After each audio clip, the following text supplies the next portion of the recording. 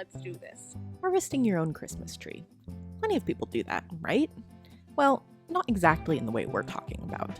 A lot of people go to Christmas tree farms and use a saw to cut down their own tree. And if that's your family's jam, awesome, more power to you. But today, we're setting out to harvest our own Christmas tree from the forest.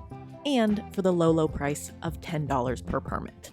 Have you ever thought, I want to be somebody that forages and harvests more of the things that I bring into my home, but you're not quite sure where to start? Well, here's your sign. It's time to try it. That being said, we totally understand that not everyone lives in a northern climate where evergreens like firs and spruces grow naturally. If you do live in a northern climate with evergreen trees, why spend $80 to $90 when you could spend $10, then spend a magical day in the forest creating beautiful memories with your family?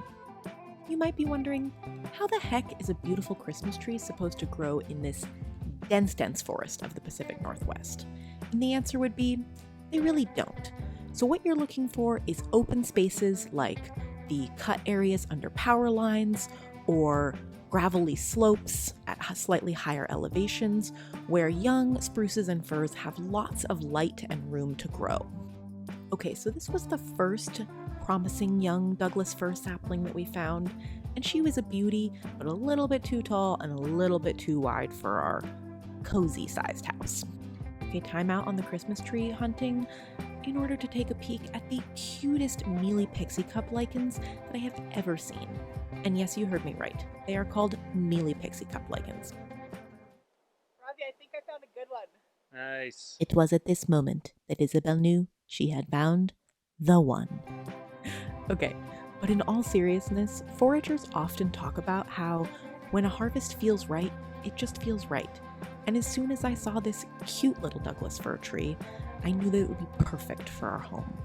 In deciding where to saw off our tree, we realized that it was probably a bit taller than we actually needed, and so we decided to cut it about 1 foot above the ground.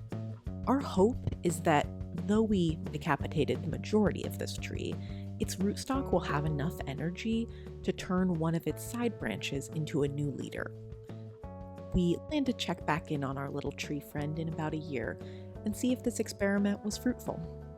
It is definitely a good idea to have some nice strong twine with you, or even better, some straps like the ones we're using here to safely secure your tree to the roof of your car.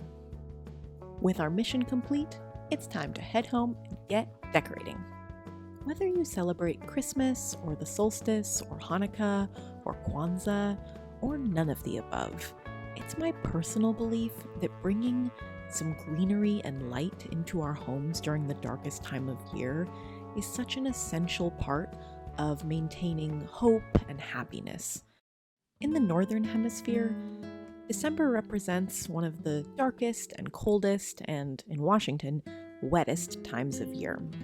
The experience of harvesting our own Christmas tree, as well as materials for making wreaths, table decorations, and more, really helped us to immerse ourselves in nature and connect with the land around us during a season where it often feels hard and uncomfortable to spend extended periods of time outside.